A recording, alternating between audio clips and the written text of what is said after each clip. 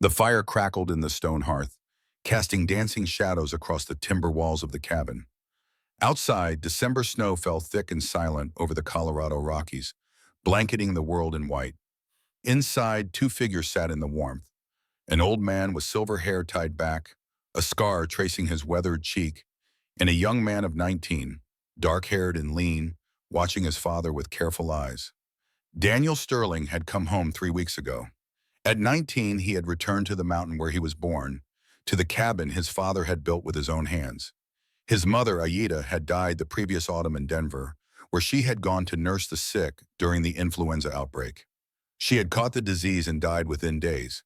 Now Daniel was here, sitting across from the father who had taught him everything about survival, but had never told him the full story of how his parents met. "Father," Daniel said, breaking the comfortable silence, "you never told me the whole story. About how you met Mother, about what happened before I was born." Caleb Sterling, 57 years old and bearing the weight of those years in every line of his face, did not answer immediately. His hand reached out, almost unconsciously, to touch a piece of tanned buffalo hide that hung on the wall near the hearth. Even after 20 years, the map carved into its surface was still visible, though faded. Mountains, streams, and an X that had once marked something men would kill for. "Your aunt," Caleb said finally, his voice like gravel worn smooth by water.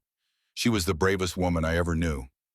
But to understand that story, you have to hear about the winter of 1876, when I chose to stay instead of running, when I decided for once in my life to do the right thing even if it killed me." He picked up the buffalo hide, held it to the firelight. "This is a map to $75,000 in Spanish gold, and this is why she died." Daniel leaned forward, the flames reflecting in his young eyes. "It started," Caleb said, "with blood on the snow." 20 years earlier, in the bitter cold of December 1876, Caleb Sterling had been a different man. Younger by 2 decades but older in his soul. 3 years of solitude in the high country had carved away everything soft, leaving only sinew and purpose, and the mechanical routines that kept a man alive when he no longer cared about living. He rose before dawn every morning, as he did that December 14th. The cabin temperature had dropped to 40 degrees overnight. He built up the fire, methodical, efficient, kindling first, then split pine, then the heavy oak logs that would burn for hours. He dressed in layers, wool union suit, buckskin shirt, elk hide pants, and finally the heavy coat made from the grizzly bear he had killed 2 winters ago. 8 pounds of fur and hide that could keep a man alive at 30 below. The rifle came next. A Sharps Big 50 caliber 90 grains of powder. He could drop an elk at 800 yards with that rifle. Had dropped men at 600 back in his Army days, though he tried not to think about that. 2 Colt revolvers on his belt, a 14-inch Bowie knife, a tomahawk he had traded for with a Shoshone man 5 years back. He was a mountain man in the truest sense. 6'1", 195 pounds of muscle and scar tissue. His beard grew thick and black, covering the lower half of his face. His hair, also black, hung past his shoulders, tied back with a strip of leather. The scar on his left cheek, 3 inches long, he had earned from the same grizzly whose hide he now wore. His trap line stretched 30 miles through the high country, 50 conibear traps set along Willow Creek and its tributaries. Beaver mostly, sometimes mink or lynx. Once, memorably, a wolverine that had nearly taken his hand before he could dispatch it. The pelts brought $6 to $20 each when he made his twice-yearly trip to Silverton, the mining town 40 miles east. 200 beaver pelts in a good winter meant $1,200. Enough to buy supplies, whiskey, ammunition, enough to keep living this half-life in the mountains. The cabin itself was his monument to failure. 24 feet by 18 feet, lodgepole pine logs a foot thick, chinked with clay and moss. The roof was split cedar shakes at a 45-degree pitch, designed to shed the 8 feet of snow that could accumulate by February. Stone fireplace, 7 feet high, built from river rock he had hauled up the mountain 1 load at a time. 2 windows with oiled paper instead of glass. A packed earth floor covered with flat stones. And in the corner, gathering dust, a small chair built for a child who would never sit in it again. He tried not to look at the chair, tried not to look at the wooden doll on the shelf above it, Carved with his own hands, its paint faded now. Lucy's doll, his daughter's doll, the one she had been holding when Margaret, his wife, died trying to keep their child warm in the blizzard of 1873.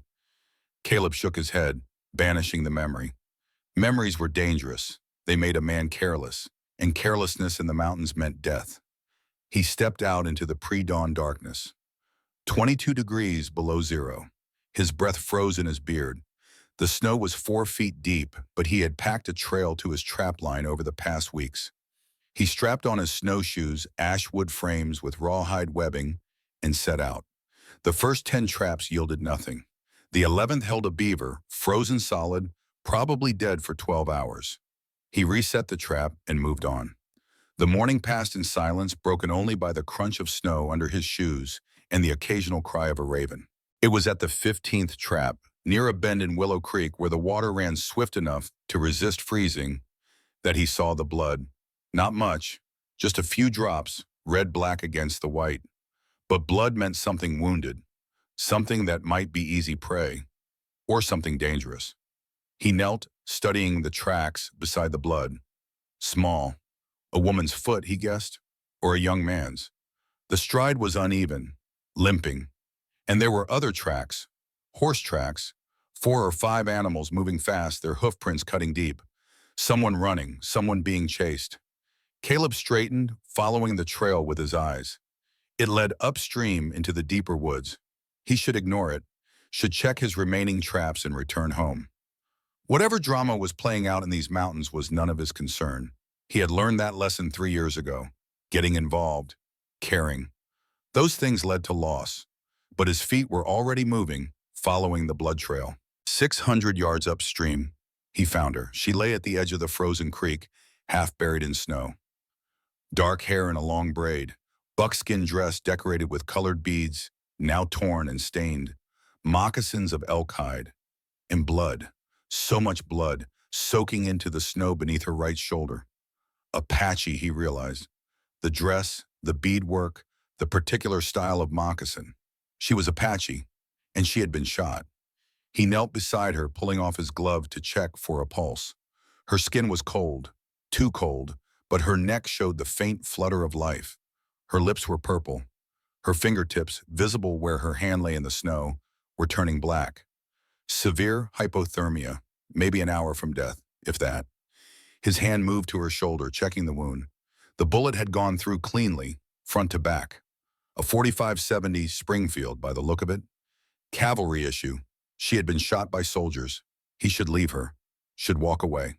Whatever trouble she was running from, he wanted no part of it. He had learned not to care, had spent 3 years teaching himself not to care. But as he knelt there in the snow, looking at her unconscious face, he saw something that made his chest tighten. Not her face exactly, but the vulnerability in it. The way her features relaxed in unconsciousness, peaceful despite the cold and pain. It reminded him of Lucy, of the way his daughter had looked when he would check on her at night, sleeping safely in the cabin that would become her tomb. His hands were moving before his mind had decided. He unbuckled his bear hide coat, wrapped it around her, lifted her. 115 pounds plus 8 pounds of coat, not heavy for a man used to carrying elk haunches. He turned toward home. He had made it perhaps 80 yards when the arrow hit the snow 2 feet in front of him. Caleb froze. Slowly, carefully, he looked up. She stood on a boulder 30 yards away, bow drawn, another arrow knocked. Taller than the woman he carried, broader in the shoulders, same dark hair, same Apache features, but older.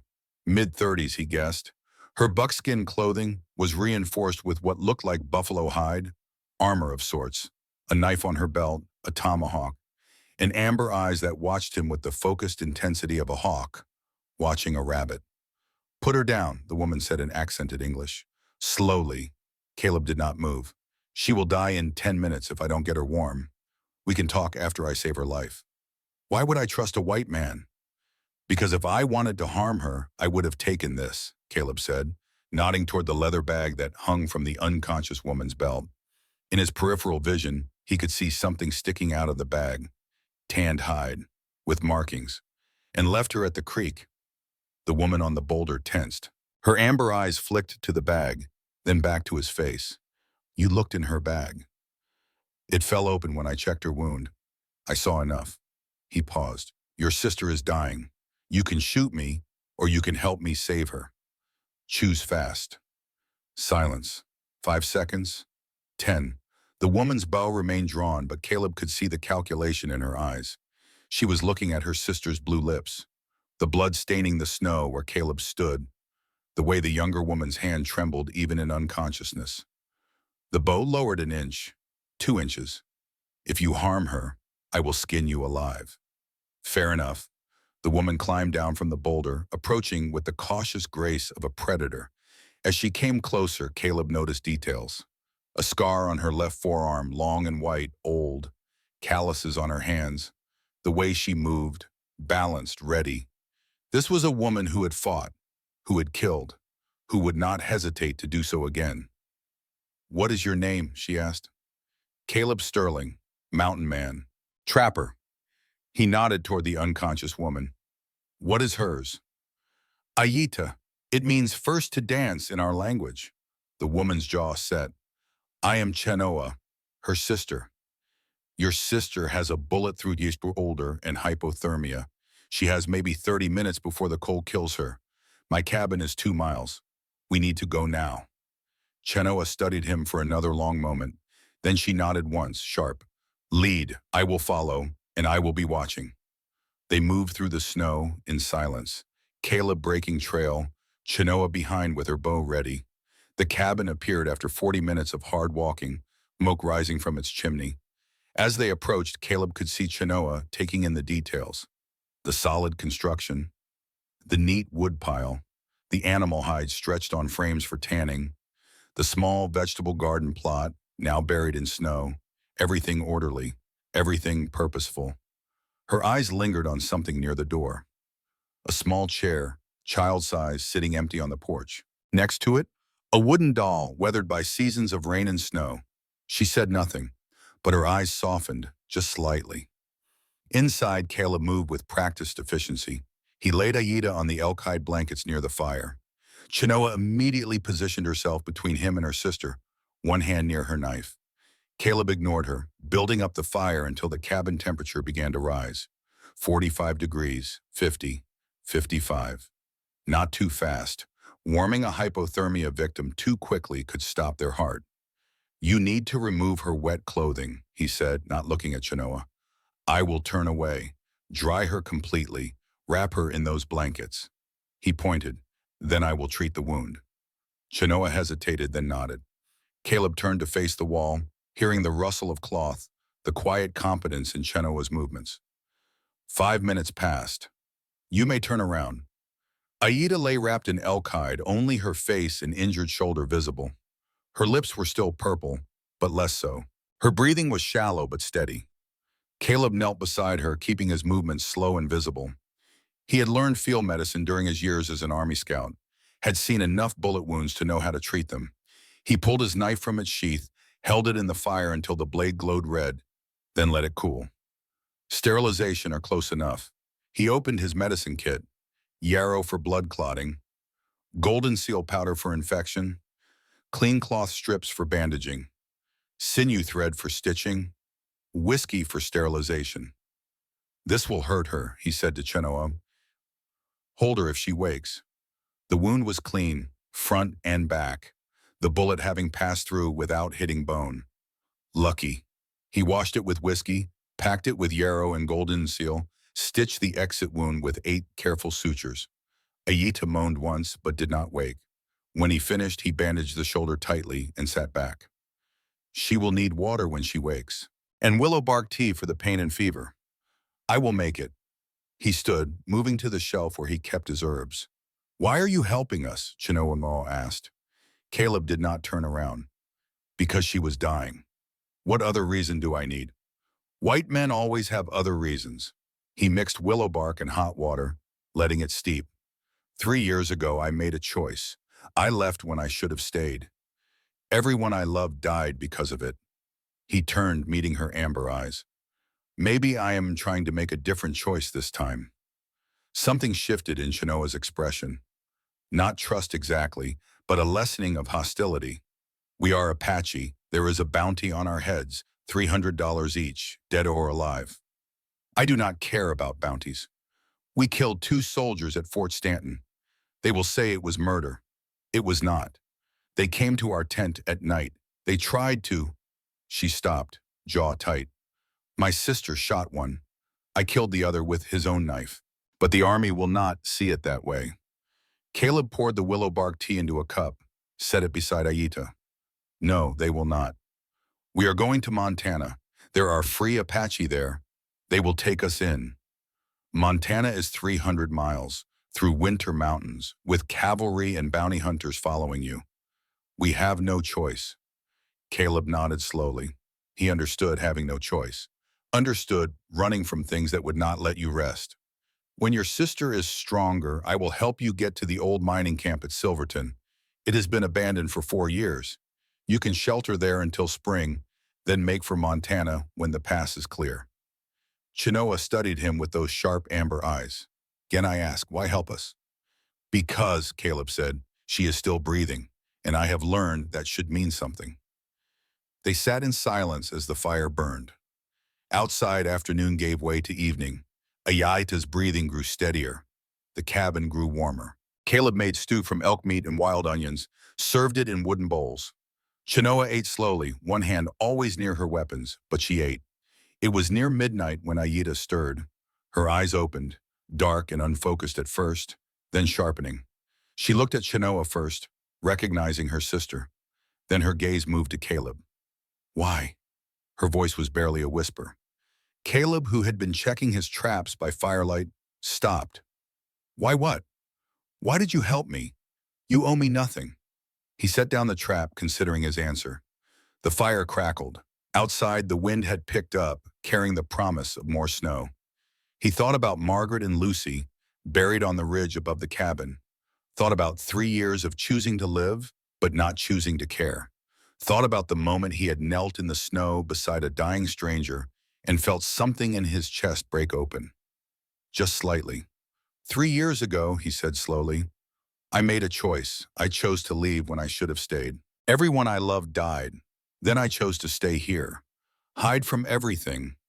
But that is not living. That is dying slowly. He met her eyes. When I found you, I thought if I walk away, I die a little more inside. So I stayed. Maybe it is the wrong choice, but at least it is a choice. Aayita's lips curved slightly. That is honest. I respect honesty. Their eyes held for a moment, not long, just long enough for Caleb to feel something he had not felt in 3 years. Recognition. Not attraction, not yet, but the recognition of shared pain. They both knew loss. They both knew what it meant to keep moving when you wanted to lie down and let the cold take you. He stood, breaking the moment. Rest. Tomorrow you can tell me how you came to have a bullet in your shoulder. But before Aayita could answer, hoofbeats sounded outside. 4 horses, moving fast, then stopping. Caleb moved to the window, rifle in hand. His jaw tightened. 4 men. 3 were hired muscle, rough-looking types with Winchester rifles and the hard eyes of men who live by violence. But the 4th was different. Well-dressed, expensive suit, incongruous in the wilderness. Wire-rimmed spectacles, a groomed mustache. He dismounted with the careful movements of someone unused to horses, to cold, to places where civilization ended. Caleb knew who he was before the man opened his mouth. Victor Ashford, land speculator, snake in gentleman's clothing. Mr. Sterling, Ashford called out, his voice carrying false cheer. At last I meet the man who has been living on my property. Caleb did not open the door.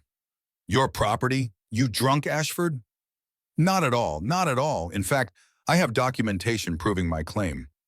Ashford pulled papers from his coat, held them up. Land patent, registered at the Denver Land Office on the 15th of August, 1875. Section 24, Township 12 North, Range 8 West, 640 acres. Purchased from one Caleb Sterling for the sum of $1,200. Your signature is right here, Mr. Sterling. Notarized and everything. Caleb's blood went cold. He knew what those papers were before he saw them. Fraud, forgery, but convincing fraud.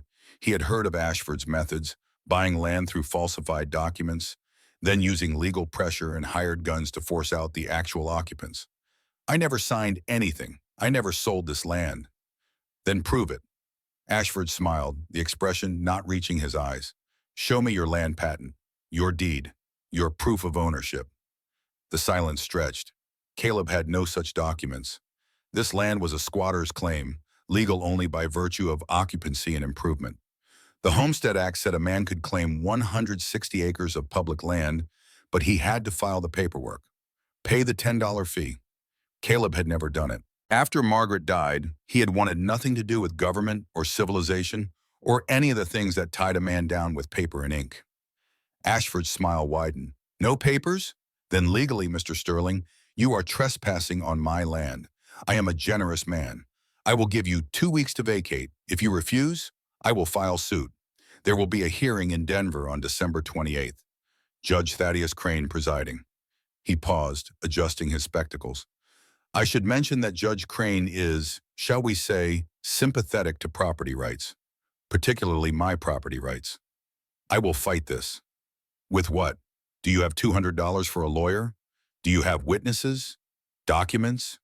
Or do you have nothing but your word against mine? Ashford looked past Caleb toward the cabin.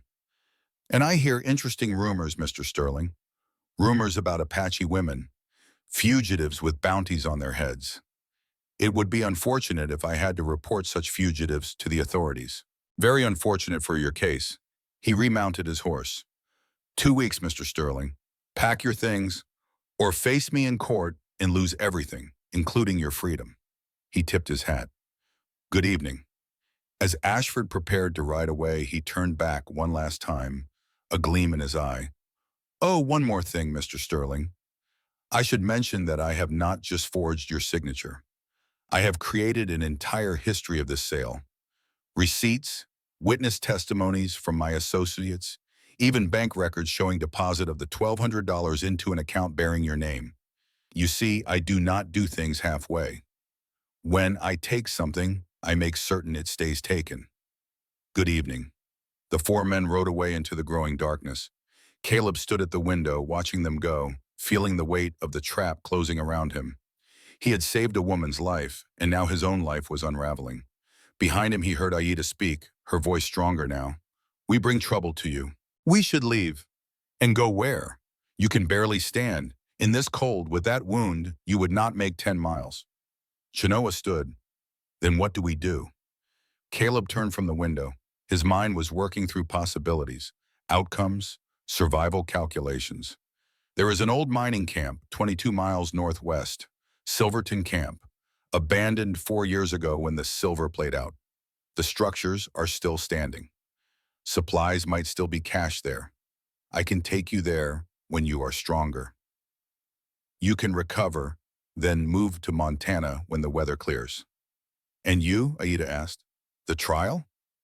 I will find a way. He said it with more confidence than he felt. They did not have to wait long for the next piece of bad news. An hour later, hoofbeats again, but only one horse this time moving fast. Caleb opened the door to find Red McKenna, his only real friend in these mountains, sliding from his saddle with the urgency of a much younger man. Red was 70 years old, lean as jerky, his once red beard now faded to gray-pink. He had been a trader for 45 years, moving between settlements and Indian camps, knowing everyone, hearing everything. If Red was here at midnight, riding through the cold, something was very wrong. Caleb? Red was breathing hard. Bad news. Worse than you know. They moved inside. Red's eyes flicked to Chenoa and Aayita, but he said nothing about them. Ashford, Red said, accepting a cup of coffee with shaking hands. He does not just want your land. He wants what's under it. There is nothing under my land but rock. Not rock. Gold. Apache gold. Red looked at Chenoa. Your people's gold. The mescalero cash from the Spanish days. 50 pounds of it, maybe more. Ashford has been hunting for it for 5 years. Buying up land, searching. He thinks it is here, on this mountain. Red's gaze moved to the bag Aayita had carried. And I think he knows your sister has a map. Caleb felt something cold settle in his stomach. How does he know? One of his men saw her at Fort Stanton before she escaped, saw her with a piece of buffalo hide, saw markings on it. Red drained his coffee. That is not the worst news.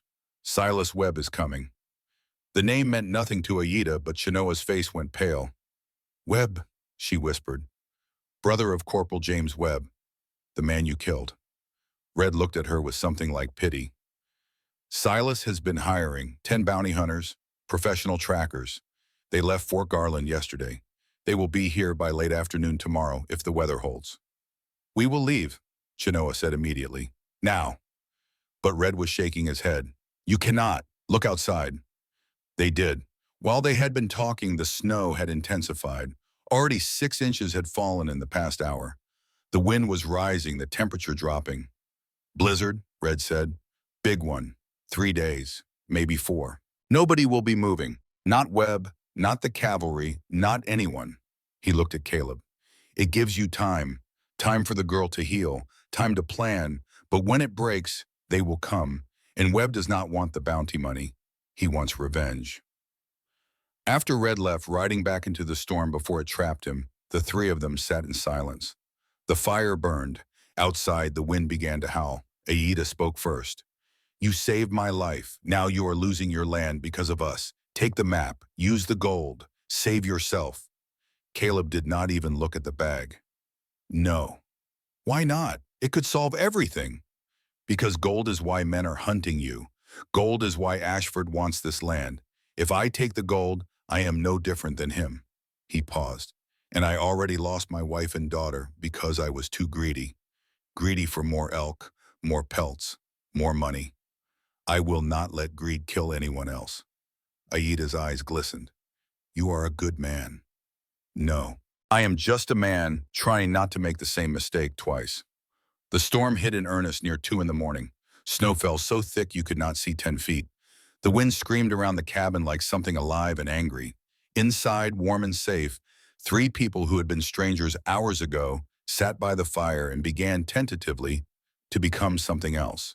Caleb found himself watching Aayita when she did not notice. The way she moved, still weak but determined not to show it. The way she listened more than she spoke. The intelligence in her eyes when Chenoa explained in halting English their journey from Fort Stanton. 18 people fleeing, cavalry pursuing, death by gunfire and cold and exhaustion until only 2 remained. He told them in return about Margaret, about Lucy, about the blizzard of 1873 and the choice that haunted him. Chenoa listened without judgment. Aayita listened with eyes that understood too well. You cannot know the future, Aayita said softly. You cannot know if staying would have saved them. The blizzard might have killed you all, but I was not there to try. And now you are here, trying for us. She met his eyes. That should count for something. Outside, the storm raged on. Inside, something shifted, something neither of them had words for yet, but it was there, growing, dangerous in its own way. 3 days the storm lasted. 3 days of being trapped in the cabin together. Caleb taught Aayita to load the Sharps rifle, to calculate bullet drop at distance, to read the wind. She proved a natural shot, putting 3 out of 5 rounds into a target at 200 yards on her first attempt. He taught her to make pemmican, to read weather signs, to survive winter in high country. Aayita taught him Apache words, taught him to make moccasins that would not fail in snow, taught him the songs her mother had sung, songs that made Chenoa's hard eyes soften. And at night, when Chenoa slept and Aayita could not, she and Caleb would sit by the fire and talk in low voices about loss, about fear, about the strange paths that brought 2 people from different worlds to the same small cabin in a snowstorm. What will you do after the storm? She asked on the 3rd night. Take you to Silverton Camp. Come back. Face Ashford in court somehow. You will lose. Probably, well, then come with us to Montana. He looked at her, really looked at her, at the way the firelight caught in her dark eyes, at the strength in her face, at the possibility she represented. A different life, a different choice. But he shook his head. This is my home. My wife and daughter are buried here. I cannot leave them. They are not here, Aayita said gently. They are in your heart. You carry them wherever you go. Still, I cannot run. She nodded, accepting it, but her hand, almost unconsciously, reached out and touched his, just for a moment. Just long enough for Caleb to feel the warmth of it, the promise of it. Then she pulled away. Sleep. Tomorrow the storm may break. But the storm did not break. Not the next day. Not until the evening of December 17th, 4 days after it began. When it finally cleared, the world was transformed. 7 feet of snow covered everything. The trees were white ghosts. The sky, when the clouds parted, was so blue it hurt to look at. Caleb knew they had perhaps 24 hours, maybe less. Webb and his men would be riding as soon as they could saddle horses. The cavalry would be close behind. They had to move. Tomorrow morning, he told Chenoa and Aayita, pack light. We leave at first light. But Aayita was looking at the bag that held the buffalo hide map, looking at Caleb. If we are caught with this, we die. Webb will torture us for it. And even if we escape, Ashford will never stop hunting. She held the bag out. Take it. Find the gold. Use it to fight Ashford. At least then our deaths will have meaning. Caleb pushed the bag away. I told you I do not want the gold. But I want you to have it. I want you to use it. To win. To keep your home. Her voice was fierce. You gave me my life. Let me give you this. He looked at her, at the determination in her face, at the way she held the bag like an offering, and he thought about Margaret and Lucy, buried on the ridge, about the cabin he had built to atone, about fighting Ashford with nothing but his word against forged documents and a corrupt judge. No, he said finally, but I will make you a promise. If you do not survive this, if Webb or the cavalry take you, I will find that gold, and I will use it to make sure they pay for what they did to you. That is my promise. Aayita lowered the bag. That is enough. That night, Daniel interrupted the story. Wait, grandfather used to say you could be stubborn as a rock, but turning down gold when you needed it? Caleb smiled at his son. I turned it down because I needed it. If I had taken it, I would have proved Ashford right, that everything is about money, that a man's word means nothing. He fed another log to the fire. I needed to prove, at least to myself, that some things matter more than gold. Did you? Prove it, I mean. In the end, but first I had to lose almost everything. Caleb's smile faded. The next morning we left for Silverton Camp, and that is when everything went wrong. But before Daniel could ask what went wrong, Caleb held up his hand. That is a story for tomorrow night. Right now you need sleep, and I need to remember the rest without you interrupting. The boy protested, but Caleb was firm. After Daniel had climbed to the loft where his bedroll waited, Caleb sat alone by the fire.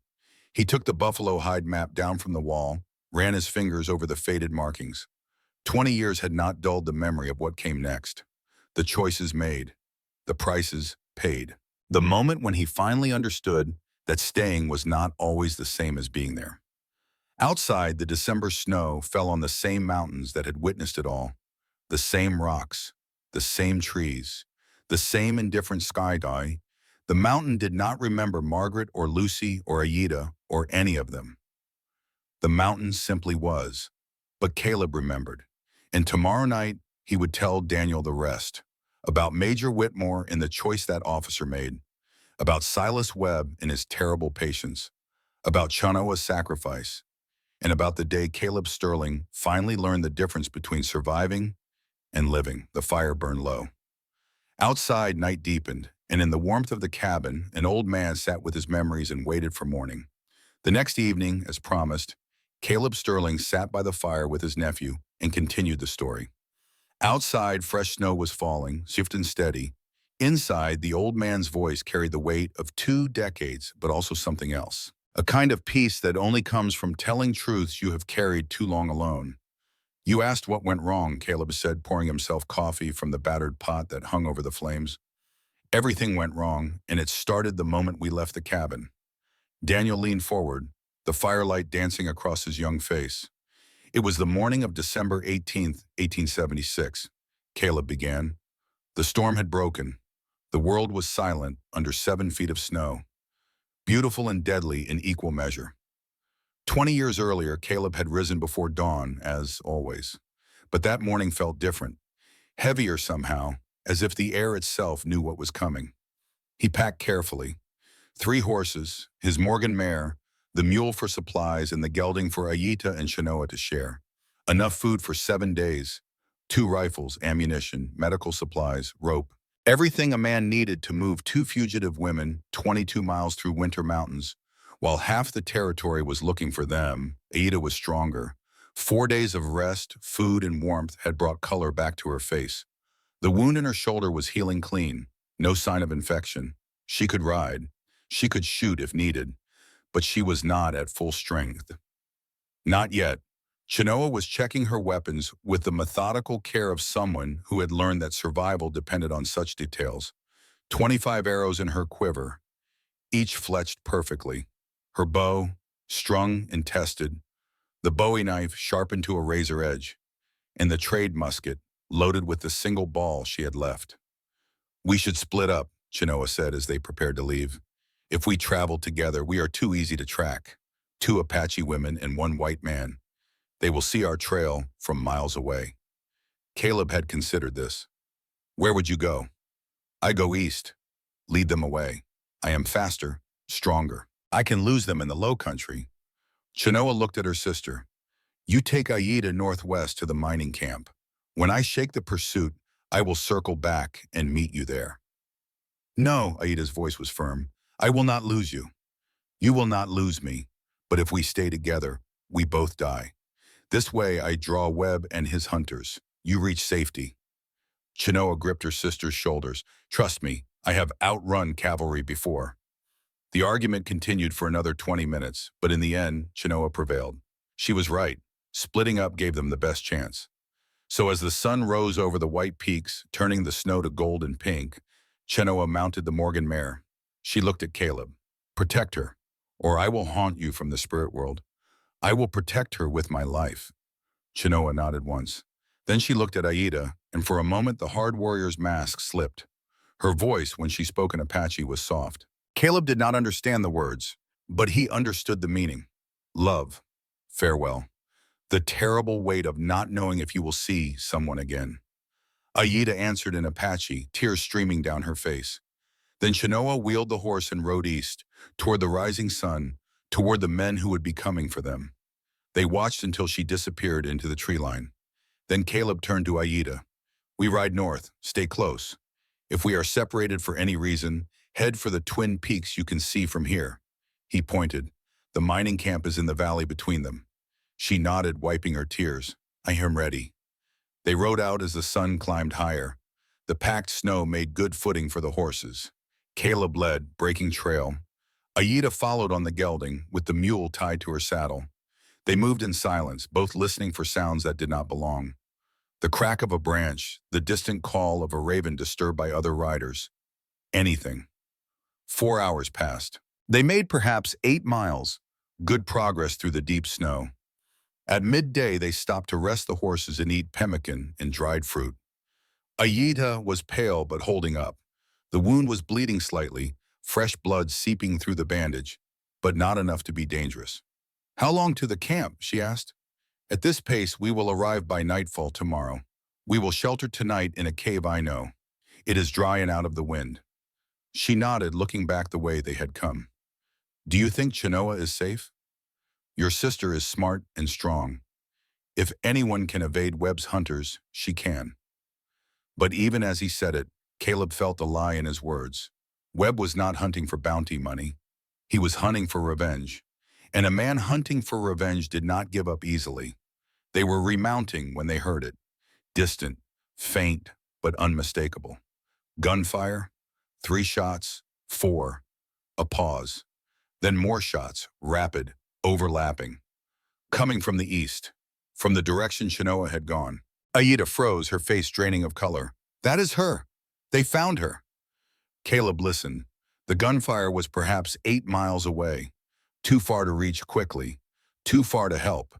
He made the calculation coldly, the way he had learned to calculate everything in the mountains. If they turned back, they would lead Webb straight to both sisters. Chenoa's sacrifice would be for nothing.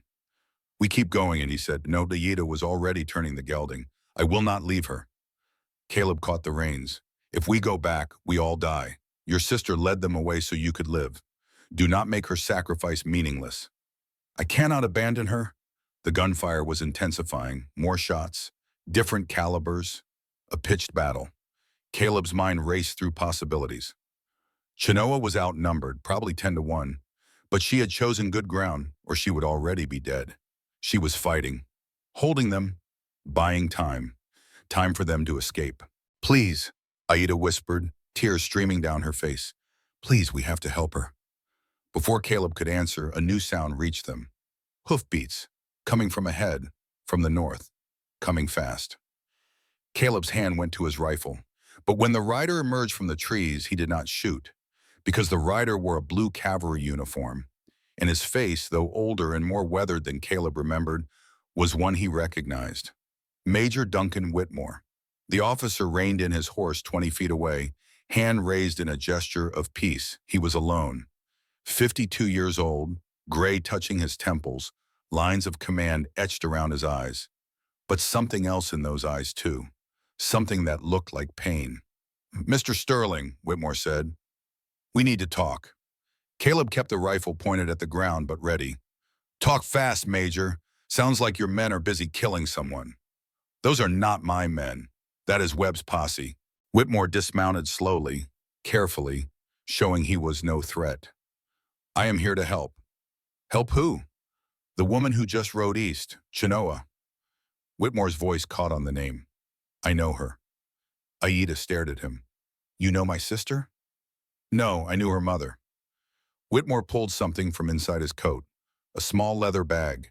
From it, he withdrew a tarnished silver necklace, delicate, feminine, with a small turquoise stone. Her name was Aayita. I loved her. 35 years ago, when I was a junior lieutenant at Fort Union. We were going to marry, but the Army forbade it. Fraternization with natives. I was transferred to California before I could protest, before I knew she was carrying my child. The silence was absolute.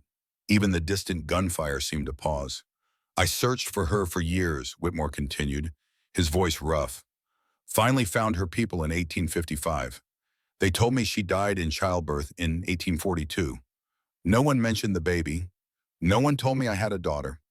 He looked at Aayita. Not until 3 days ago when I saw Chenoa for the first time. Saw her eyes, amber eyes, my mother's eyes. No one in her tribe has eyes that color, but I do. Aayita's hand went to her mouth. Chenoa is your daughter? I believe so, and I will not let her die. Whitmore remounted his horse. Webb's men are 8 miles east. Chenoa is trapped in a box canyon. Good defensive position, but no escape. Webb is not trying to kill her. He is trying to capture her alive, to torture information out of her. His jaw set. I have 2 men I trust riding to help her, but it may not be enough. I came to ask you, Mr. Sterling, will you help me save my daughter? Caleb looked at Aayita, saw the desperate hope in her face, looked at Whitmore, saw a man who had spent 35 years carrying the guilt of abandoned love and lost family. He had perhaps 5 seconds to decide. Turn north, get Aayita to safety, honor Chenoa's sacrifice. Or turn east, ride into a battle against 10 armed men, probably die, but maybe save Chenoa's life. His hand tightened on the reins. Aayita, you keep riding north, follow the trail. If I do not catch up by tomorrow night, go to the mining camp alone. I will not leave without you. You will if I tell you to. No. Her voice was steel. I will not lose both of you. If you go back for Chenoa, I go with you.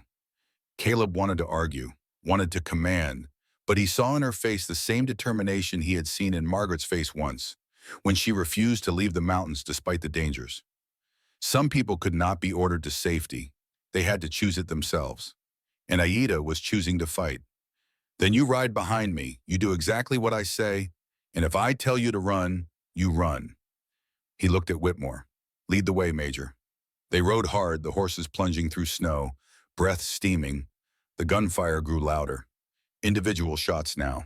Chenoa was conserving ammunition. Smart, but how long could she hold? 7 miles, 6, 5. The terrain grew rougher, rocky outcrops pushing through the snow. Whitmore led them up a steep ridge, dismounted at the top.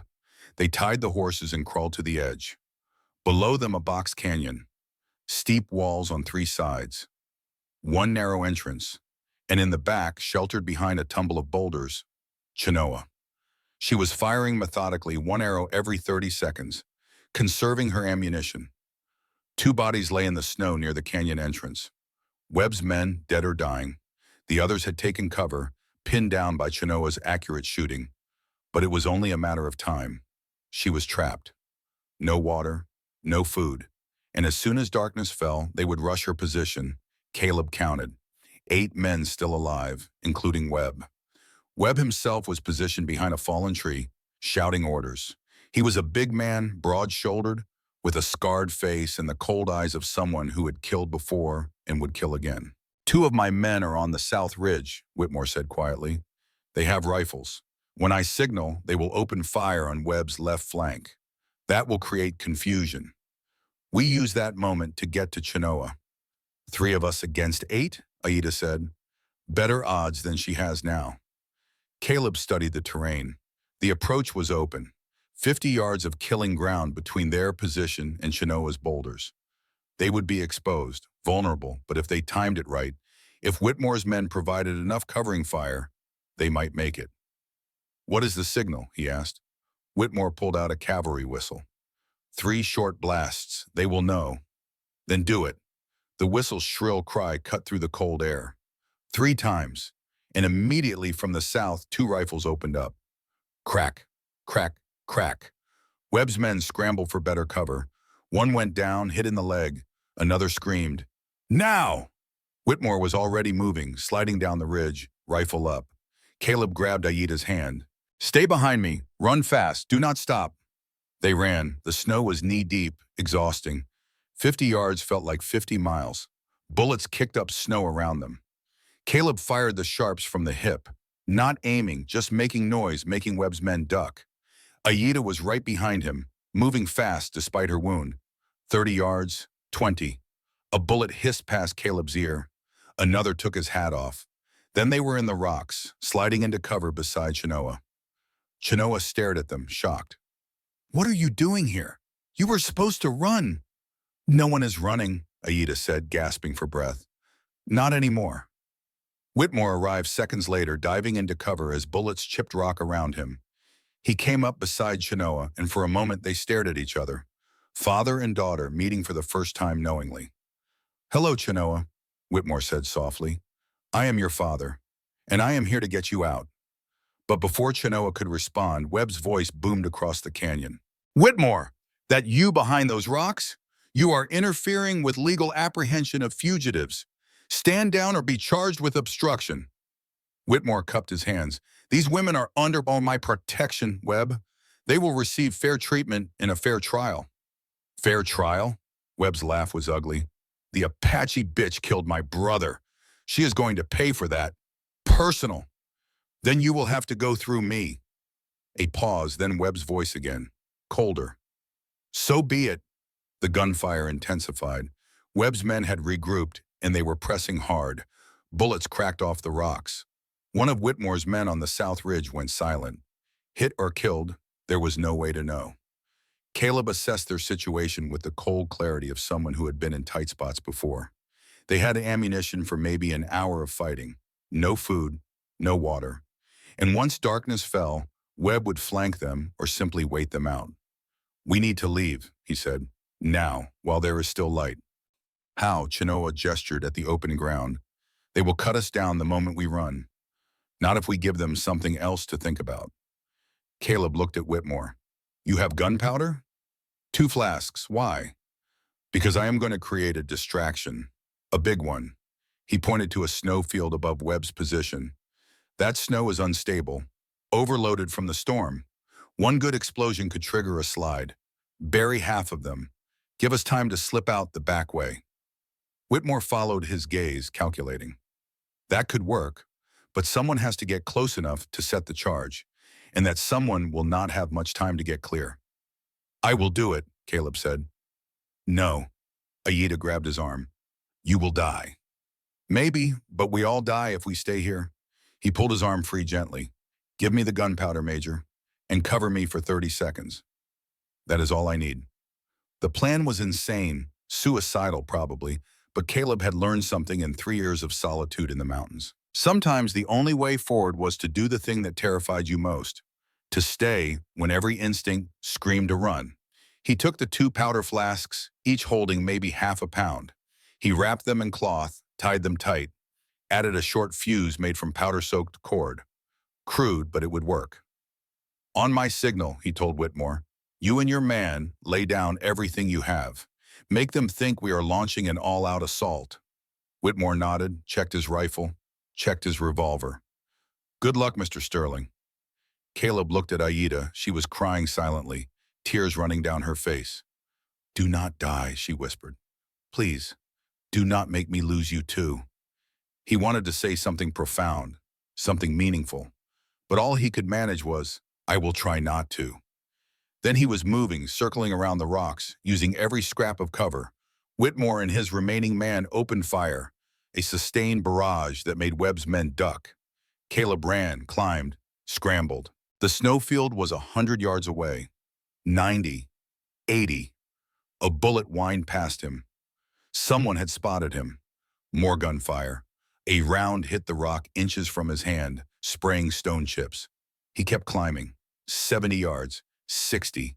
His lungs burned, his legs screamed. 50 yards. He reached the edge of the snowfield, panting. Found a crevasse where unstable snow had piled deep. Shoved the powder flasks in deep, lit the fuse. 5 seconds, maybe less. He ran, slipping, sliding, falling.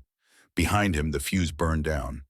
The explosion was not large, just a sharp crack, a gout of smoke and snow. But it was enough. The snowfield shuddered, shifted, and then, with a sound like distant thunder, it began to move. The avalanche started slow, then faster. Tons of snow roaring down the mountain, gathering speed, growing. Webb's men heard it too late, turned to see a white wall bearing down on them. Some ran, some froze. The snow took them all. When the roar faded and the snow settled, half of Webb's position was buried. Men screamed, trapped, suffocating. Others dug frantically.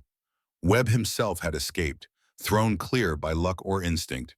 But his force was broken, scattered, no longer a threat. Caleb limped back to the rocks, bleeding from a dozen scrapes, half frozen.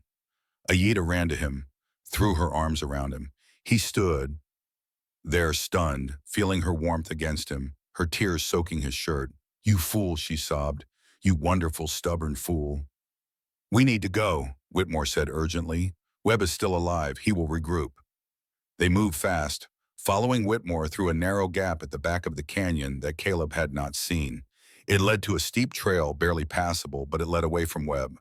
They climbed for an hour, putting distance between them and pursuit, but they were not fast enough. As the sun touched the western peaks, turning the snow to blood red, they heard hoofbeats behind them. Webb and 3 surviving men, riding hard, gaining ground. "I will delay them," Chenoa said. She was already stringing her bow. "You 3 keep going." "Absolutely not," Whitmore said. "I just found you. I am not losing you." "You are not losing me. I am choosing to give you time." She looked at him with those amber eyes so much like his. "I am a warrior. This is what warriors do." "Then I stay with you," Whitmore said. "We fight together." Caleb saw it in Chenoa's face. The acceptance, the resolve. She would not be dissuaded. "How long can you hold them?" he asked. "Long enough, if you do not waste the time arguing." There was no time to argue. Webb's riders were close now, visible through the trees. Caleb grabbed Aayita's hand, pulled her up the trail. Behind them, Chenoa and Whitmore took position behind a fallen tree, rifles ready. They ran, stumbling through snow, gasping for air in the thin mountain atmosphere. Behind them, gunfire erupted. A fierce exchange. Chenoa's arrows, Whitmore's rifle, Webb's men returning fire. Then a different sound. A scream. Not of pain, but of rage. And a voice, Webb's voice, shouting in triumph. Caleb and Aayita stopped, turned. From their vantage point higher up the trail, they could see the fight below. Could see Webb and his men overwhelming the position. Could see Whitmore go down, shot through the chest. Could see Chenoa, out of arrows, drawing her knife, fighting with desperate strength. But it was not enough. They took her alive, wrestled her to the ground, bound her wrists. Aayita screamed, started back down the trail. Caleb grabbed her, held her tight as she fought him. "We cannot help her. They will kill us both." "I do not care. She is my sister. And she just saved our lives. Do not make it meaningless." Aayita collapsed against him, sobbing. Below, they watched Webb haul Chenoa to her feet, watched him strike her across the face, watched him tie her to a horse. Then Webb looked up the trail, looked directly at them, though he could not possibly see them at this distance. And he smiled, a cold, cruel smile that promised terrible things. He shouted something they could not hear. Then he and his men rode off, Chenoa captive, heading not back toward Fort Garland, but deeper into the wilderness. Caleb understood immediately. Webb was not taking her to the authorities. He was taking her somewhere private, somewhere he could take his time, get information about the gold, get revenge for his brother, make her suffer before she died. They had perhaps 2 days before he killed her. "We have to follow them," Aayita said, her voice hollow. "We have to save her." "I know." They climbed down to where Whitmore lay. He was still alive, barely. The bullet had gone through his lung. Pink foam bubbled at his lips. He looked up at Caleb with dimming eyes. "My daughter," he whispered. "Save her. Please." "I will." "Tell her." Whitmore coughed blood. "Tell her I am sorry. For everything. Tell her I loved her mother. Tell her—" His eyes closed. His breathing stopped. Caleb stood slowly, looked at Aayita. "Can you track?" "Yes." "Can you shoot?" "You taught me." "Can you kill?" She met his eyes. "If I must." He nodded. "Then we hunt. We find her, and we make Webb pay." They followed Webb's trail through the night of December 20th and all through December 21st. It was not difficult. Webb was not trying to hide. He wanted them to follow, wanted them to see what he was going to do to Chenoa. It was part of his revenge. By dawn, they found the first sign of his cruelty, a piece of cloth torn from Chenoa's dress, tied to a tree branch. Blood on it. Fresh blood. Aayita's hand shook as she untied it. "He is hurting her." "Yes, to draw us in, to make us careless." Caleb checked his rifle. "We cannot be careless. That is what he wants." They moved slower, more carefully. Webb had chosen his destination well. An old trapper's cabin, abandoned years ago, isolated, remote, perfect for what he had planned. They approached at dusk on December 22nd, exactly 2 days after Chenoa was captured. Smoke rose from the cabin's chimney. 3 horses were tied outside, Webb and 2 men. The 4th must have died from wounds. Caleb and Aayita circled the cabin, studying it from every angle. 1 door, 2 windows, solid log construction. Getting in would be difficult, getting Chenoa out alive, harder. But they had one advantage. Webb thought they were broken, thought they would come charging in, desperate, stupid. He was wrong. "We wait until they sleep," Caleb whispered. "Then we go in quiet. One chance. We do not miss." They waited. Hours passed. Inside the cabin, lamplight glowed. They could hear voices, laughter. Once, a scream that made Aayita bite her hand to keep from crying out. Near midnight, the lamp went out. Silence fell. They waited another hour to be sure. Then they moved. Caleb approached the door, tried the handle, locked. He pulled his knife, worked the blade into the crack, lifting the simple bar lock on the other side. The door swung open with barely a creak. Inside, darkness. The smell of smoke and blood and sweat. 3 men sleeping, 2 by the fire, 1 in the corner. And in the back, tied to a chair, Chenoa. She was unconscious. Her face was bruised, swollen. Blood ran from her nose, her mouth. They had beaten her, tortured her, but she was alive. Caleb moved like a ghost. His knife found the first man's throat, opened it silently. The man died without a sound. The second man stirred as Caleb approached, woke, reached for his gun. Aayita shot him through the head with the sharps. The explosion in the confined space was deafening. The third man, Webb, came awake in an instant, rolled, came up with a revolver, fired. The bullet took Caleb in the shoulder, spinning him around. He hit the floor, rifle flying from his hands.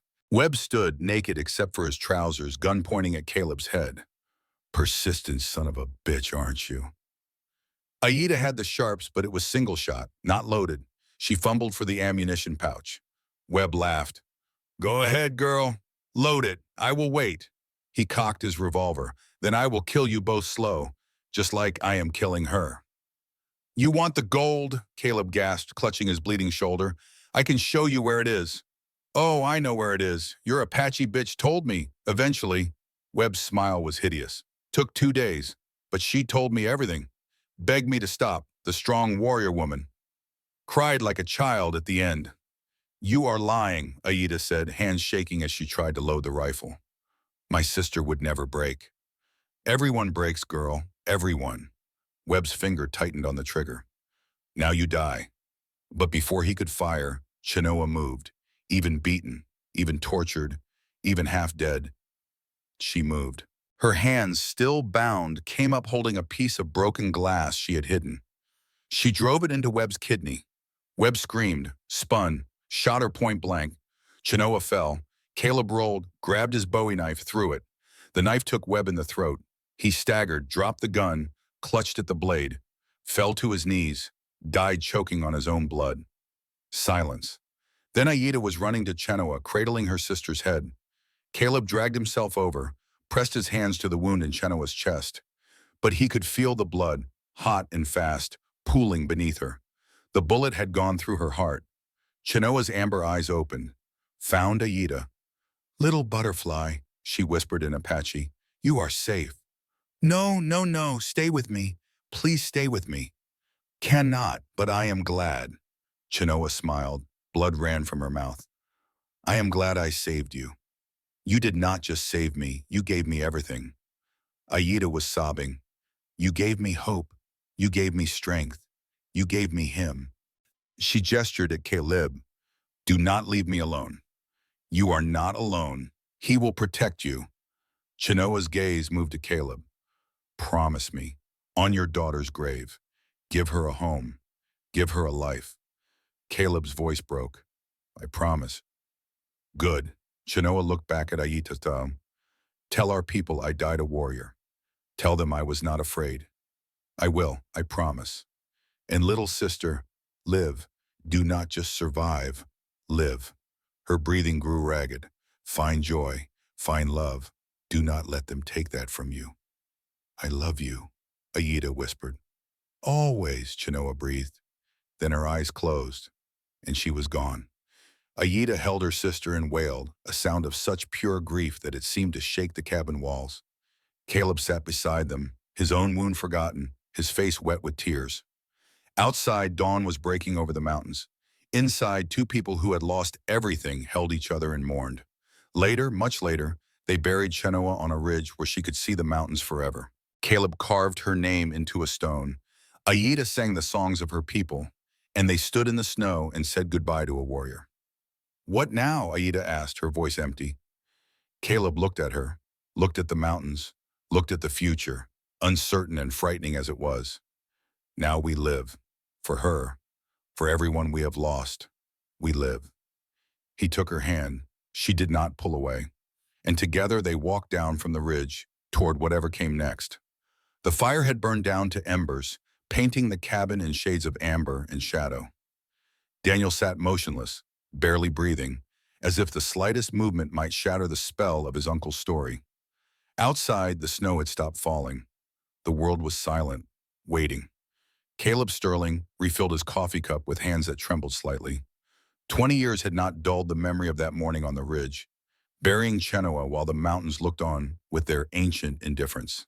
20 years had not eased the weight of the promise he had made to a dying woman. Uncle, Daniel said softly, what happened after? After you buried Chenoa? Caleb stared into the fire for a long moment. When he spoke, his voice carried something new. Not just grief, but also warmth. Hope. The sound of a man remembering not just loss, but also what came after. We survived, Barn, he said. But more than that, we learned to live. 20 years earlier, in the cold dawn of December 21st, 1876, Caleb and Aayita had descended from the burial ridge in silence. Both were wounded. Caleb's shoulder where Webb's bullet had torn through muscle and sinew. Aayita's heart, shattered by a loss too fresh to fully comprehend. They moved like ghosts through the snow, following no particular trail, driven only by the animal need to keep moving or freeze. It was Aayita who spoke first, hours later, when they stopped to rest the horses. "The map," she said. "Chenoa told Webb where the gold is. Before she died, she told me the same thing. She wanted me to give it to you." Caleb looked at her. "I do not want the gold." "I know, but you need it."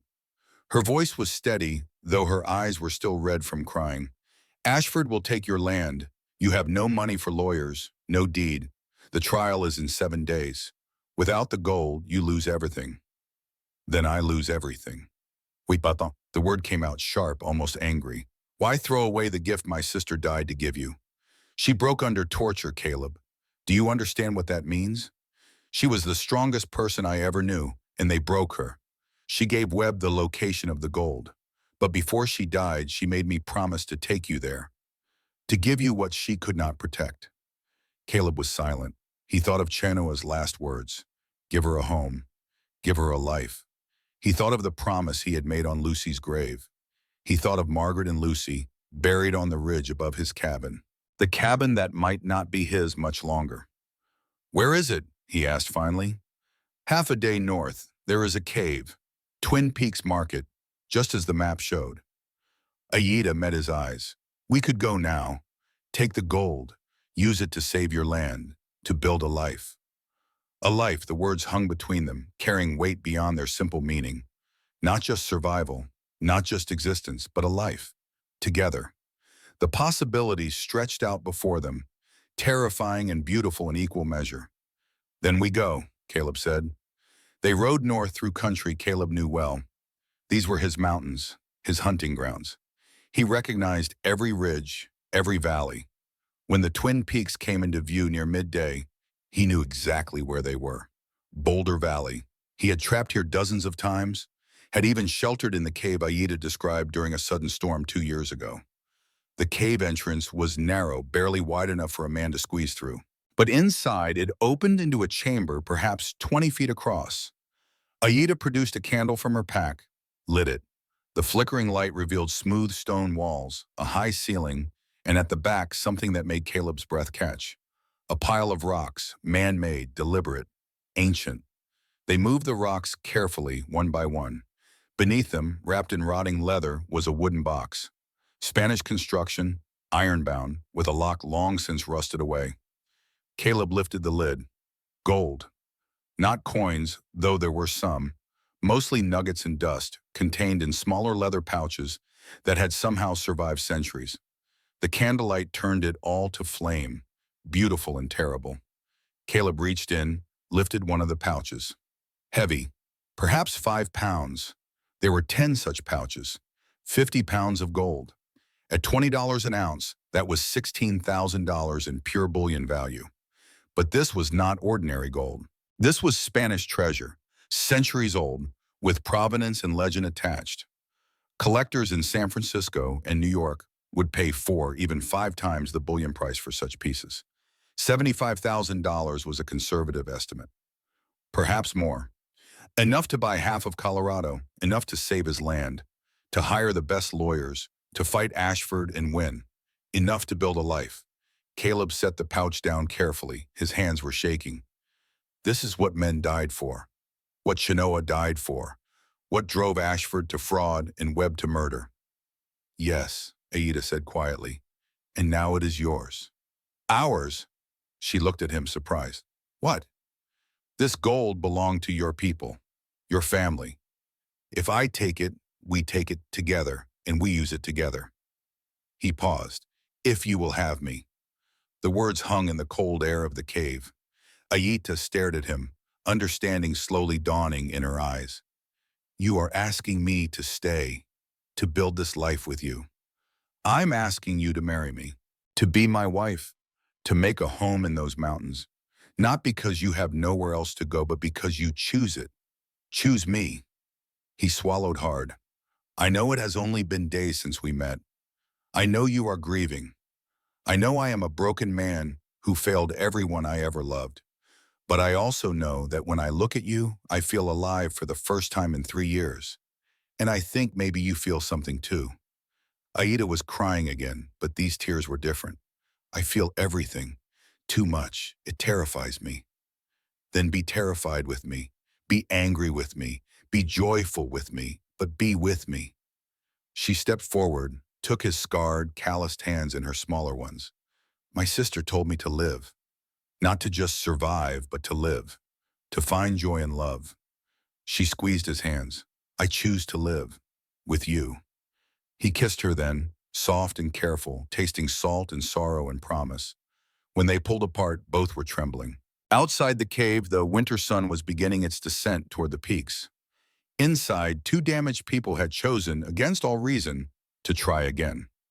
We take 5 pounds of gold, Caleb said, returning to practical matters the way he always did when emotion threatened to overwhelm him. Enough to hire a lawyer and fight Ashford.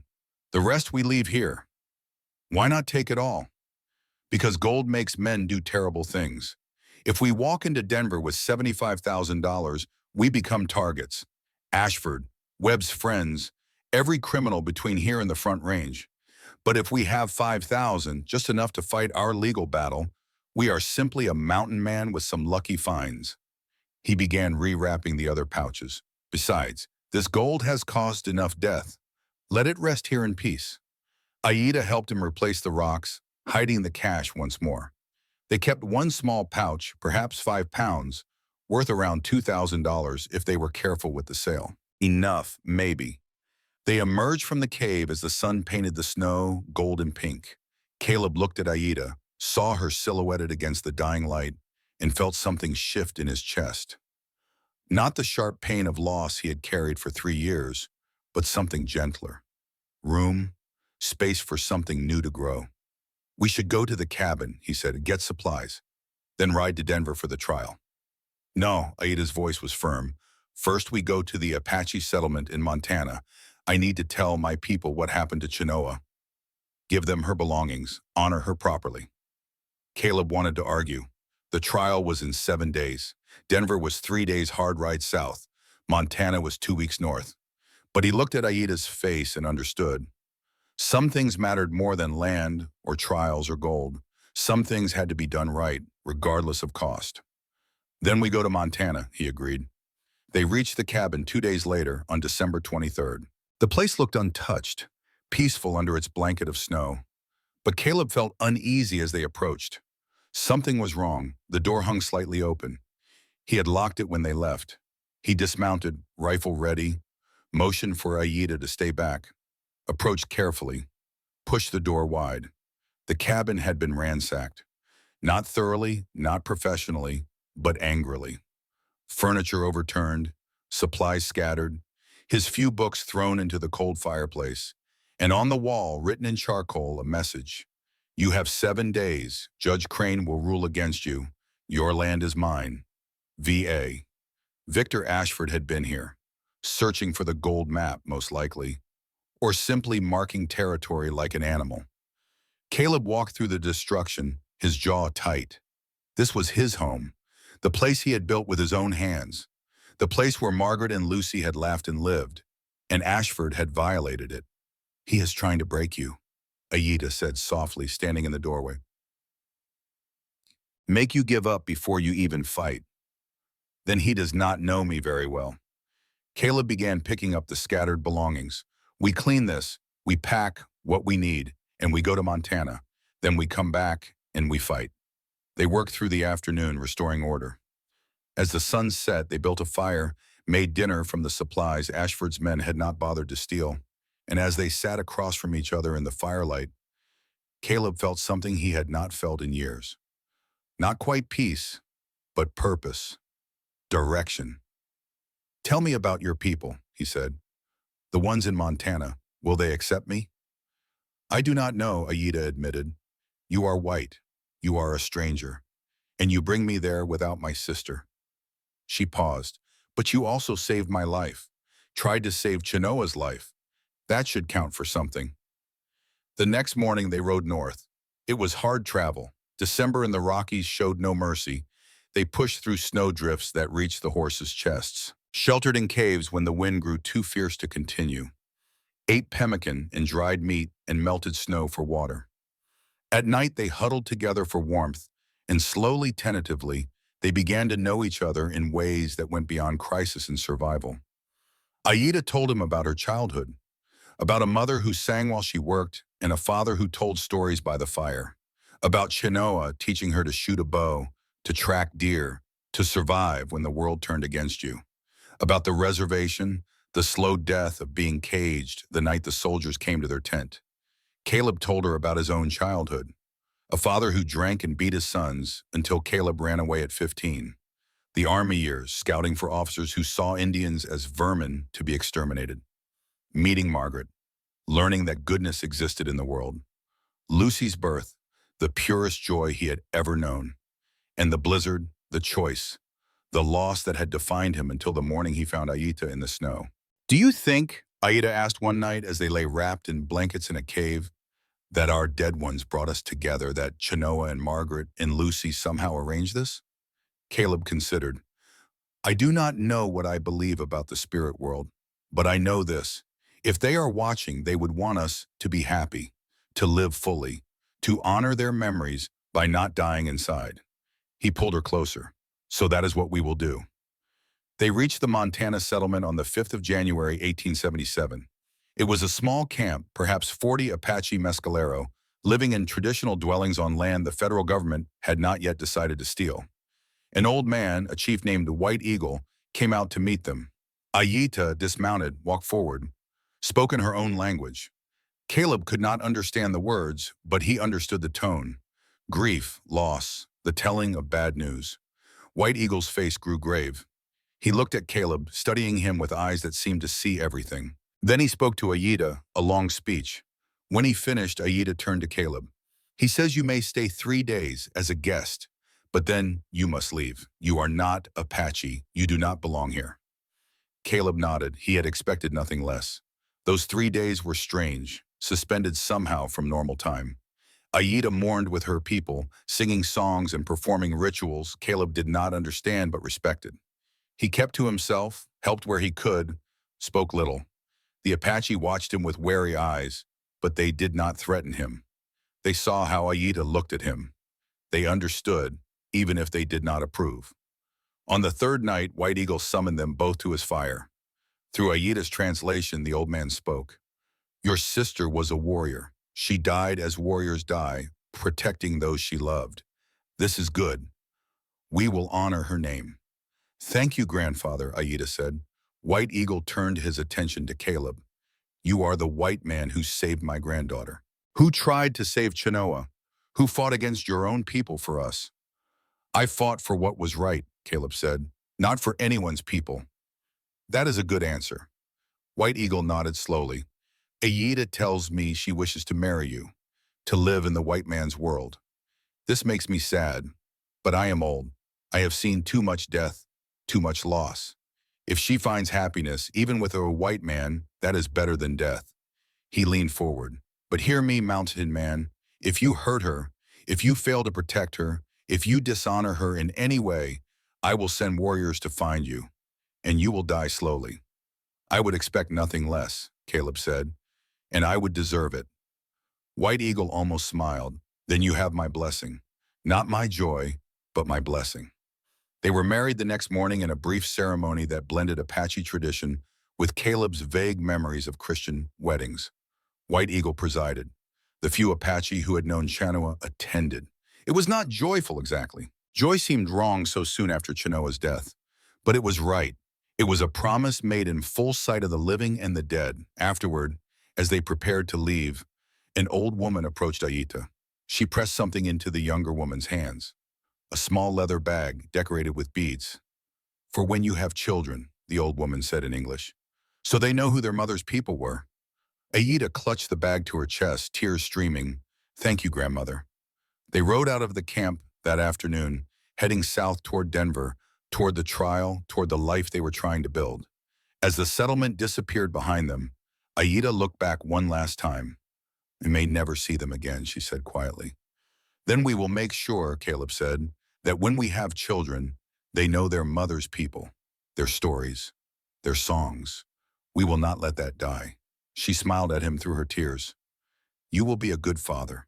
And the words hit him harder than he expected. He had been a father once, had failed spectacularly. The thought of trying again, of risking that kind of love and loss, terrified him. But he looked at Aayita and saw courage that shamed his fear. I will try, he said. Johnny said they pushed hard for Denver, making the 3-day journey in 2.5 despite the winter conditions. They arrived on January 9th, the day before the trial, with barely enough time to find a lawyer. The gold helped. $2,000 was more money than most Denver lawyers saw in a year. They found a man named Samuel Brennan, no relation to Major Whitmore, a younger attorney with a reputation for taking difficult cases. When Caleb explained the situation, Brennan whistled low. Ashford has Judge Crane in his pocket. That is common knowledge, and without a deed, your legal standing is weak. He paused. But fraud is fraud. If we can prove his documents are forged, we can void the sale and give you time to file proper homestead papers. How do we prove forgery? The signature. You said it is close to yours but not exact. We need a handwriting expert to testify. Brennan thought for a moment. There is a man, Professor Whitman at the university, studied with graphologists in Europe. He could examine both signatures, give expert testimony. Will he do it?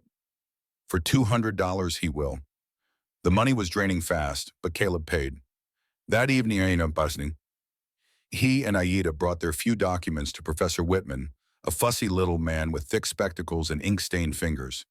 He examined Caleb's signature on an old trading receipt, compared it to the signature on Ashford's land patent, and after an hour of scrutiny through various magnifying lenses, pronounced his verdict. Forgery. Quite good, actually. Professional. But the forger made 3 critical errors. He pointed with a thin finger. The pressure on the upstroke here, the angle of the cross on the T here, and the spacing between letters here, these are habits that cannot be perfectly replicated. I will testify to this in court. Caleb felt hope for the first time since Ashford had appeared at his cabin. Thank you, Professor. That night, in a rented room above a saloon, Caleb and Aayita lay together in a real bed for the first time as husband and wife. They made love slowly, carefully, 2 wounded people trying to be gentle with each other. Afterward, Aayita rested her head on his chest, listening to his heartbeat. Are you afraid? She asked. About tomorrow? Terrified. Me too. She traced the scar on his chest, a souvenir from a knife fight in his army days. But we face it together. Together, he agreed. The trial began at 10 the next morning in a Denver courthouse that reeked of tobacco and corruption. Judge Thaddeus Crane presided, a fat man with whiskey-veined cheeks and eyes like a pig's. He looked at Caleb and Aayita with open disdain, at Brennan with weary contempt, and at Ashford with something approaching warmth. The proceedings were brief. Ashford's lawyer, an oily man named Hutchins, presented the land patent, showed the signature, argued that Caleb was a squatter who had never filed proper homestead papers. Brennan countered with Professor Whitman's testimony about the forged signature. The professor was eloquent, detailed, convincing. Judge Crane listened to it all with a bored expression. When both sides had finished, he rapped his gavel. I find the signature to be authentic. The deed stands. Mr. Sterling has 30 days to vacate the property or face forcible removal and a fine of $500 for trespassing. The courtroom erupted. Brennan was on his feet, shouting about corruption and appeals. Ashford smirked, and Caleb simply sat there, feeling the world collapse around him. Professor Whitman stood as well, his face flushed with indignation. Your Honor, this is an outrage. I have studied graphology for 30 years in Berlin and Paris. My testimony is based on scientific method, not opinion. This signature is demonstrably forged. Judge Crane banged his gavel. The court has made its ruling, Professor. You may take your objections elsewhere. As they filed out, Whitman approached Caleb, trembling with anger. I'm sorry, Mr. Sterling, I gave you the truth, but the truth does not matter when the judge has already been bought. Outside the courthouse, Brennan was apologetic but unsurprised. Crane was paid off, probably more than we could ever afford to pay him the other way. We can appeal, but that takes months and more money. Caleb looked at Aayita. She was pale but composed. "What do we do?" she asked.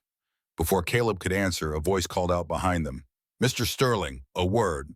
They turned. A young man, perhaps 25, well-dressed but with honest eyes, approached. "My name is Thomas Ashford, Victor Ashford's son." Caleb's hand went to his belt where his knife hung. "If you are here to gloat, I am here to help." Thomas looked around nervously. "Can we speak privately?" They found a quiet corner in a nearby restaurant. Thomas ordered coffee for everyone, waited until they were alone, then spoke quickly. "My father is a criminal. I have known this for years. The forged deeds, the bribery, the violence. I have tried to stop him, but he is powerful. He has connections." He pulled papers from his coat. "These are copies of documents from his office. Evidence of bribes paid to Judge Crane. Evidence of other forgeries. Evidence of crimes." "Why are you giving this to us?"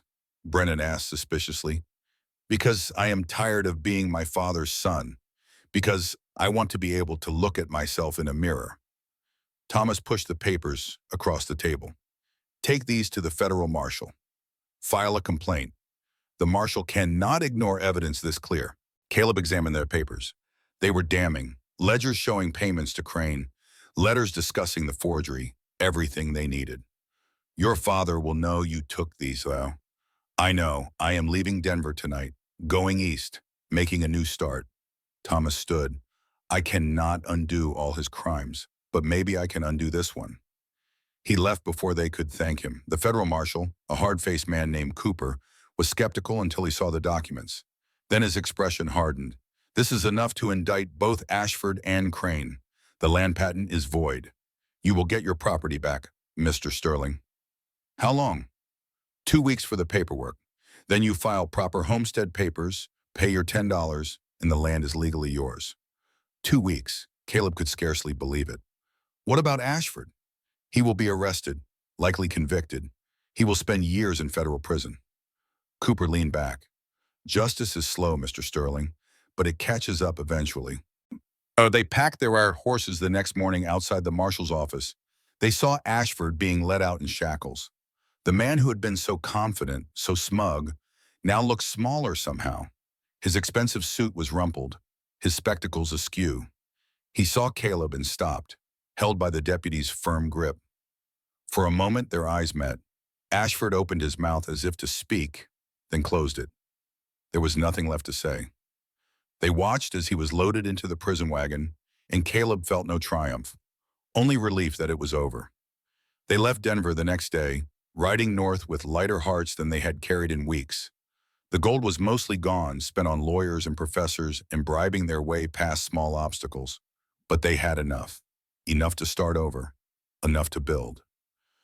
When they reached the cabin in late January, snow was falling, soft and clean.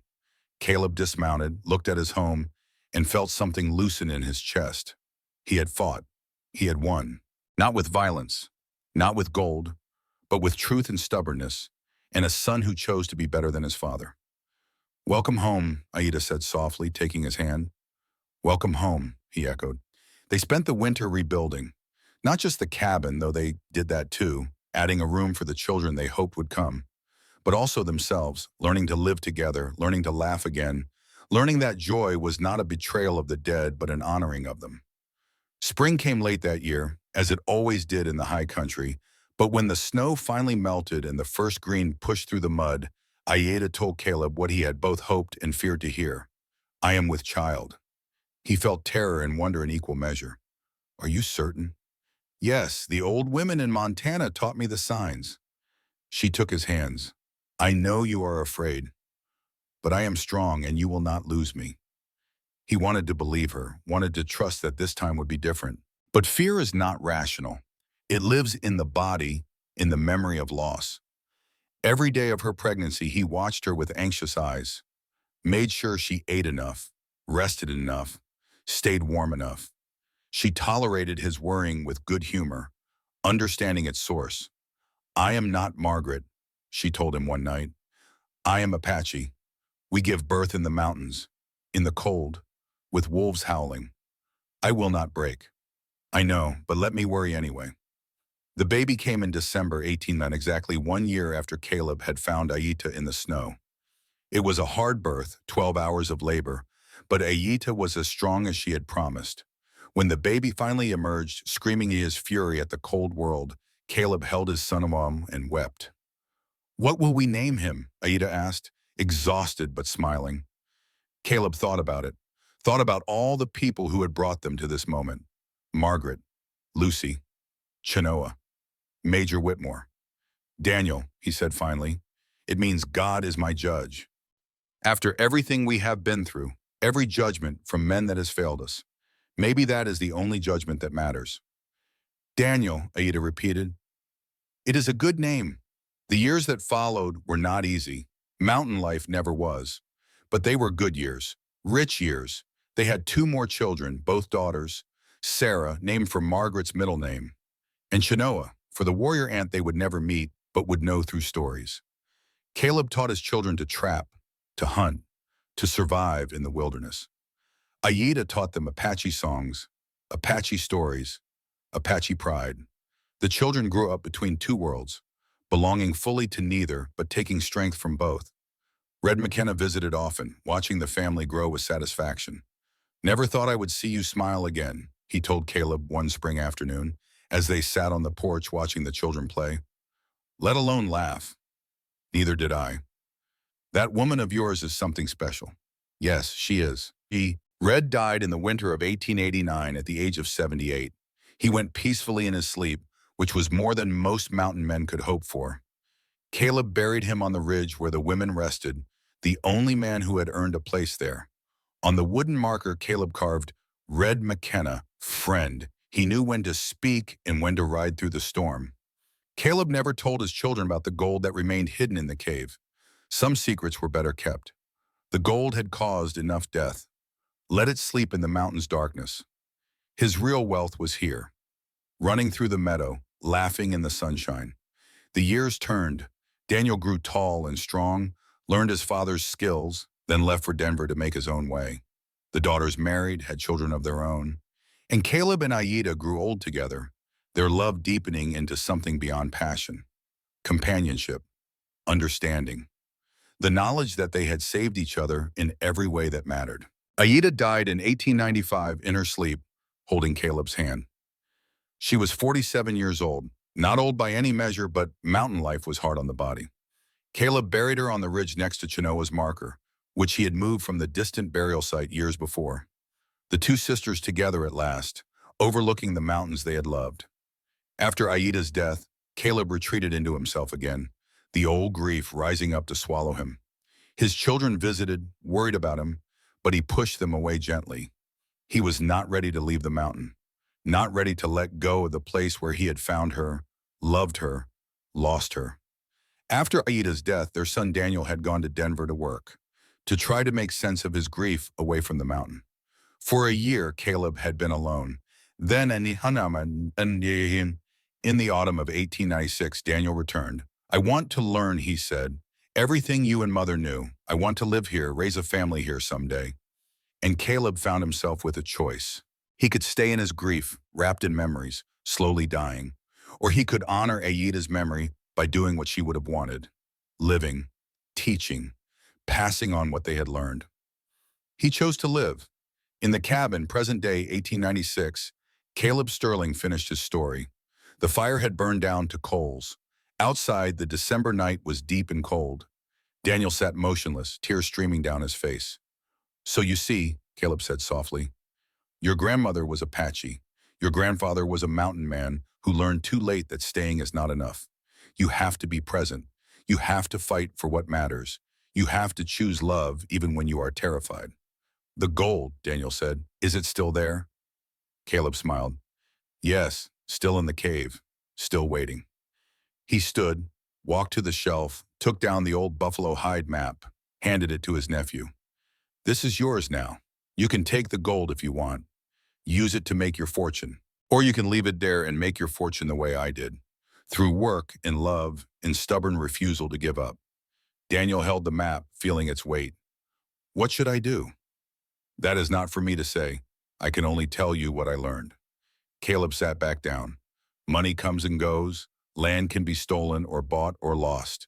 But the choices you make, the people you love, the life you build with your own hands, those things last. Those things matter. Did you ever regret it? Giving up the gold? You could have been rich. I was rich. Caleb's voice was firm. I had 20 years with a woman I loved. I had 3 children who grew strong and good. I had a home I built with these hands. What is richer than that? Daniel was quiet for a long time. Then he stood, walked to the fire, and without hesitation, tossed the buffalo hide map into the flames. They both watched as it caught, as the ancient leather curled and blackened, as the map that had caused so much death and pain finally turned to ash. I do not need gold, Daniel said. I have you, I have this mountain, I have the stories. That is enough. Caleb stood, embraced his son. You are wiser than I was at your age, wiser than I was at any age. He pulled back, looking at the boy with pride. Your grandmother would have loved you. Tell me more about her. Tell me everything. And so Caleb did.